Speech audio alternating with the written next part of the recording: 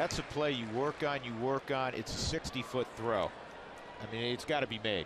It's that simple, especially coming off the last 4 days, 3 bad days. You have a chance to put an inning basically down. And now Kemp with traffic, who's been a Rocky killer, and he just hit a 3-run home.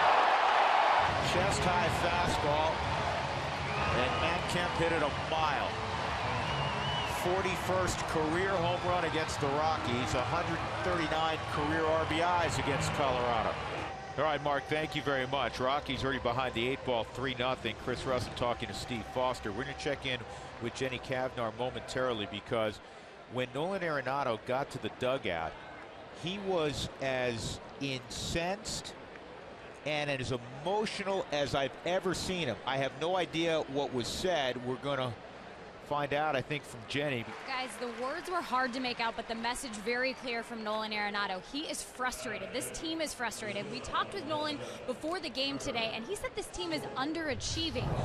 They need to start performing. You can tell he's yelling right there at Nick Hundley. I'm not sure if he's specifically directing his message towards Chris Russell and the error that happened, but his bottom line is this team has to step up and perform, and they have to do that right now on the road.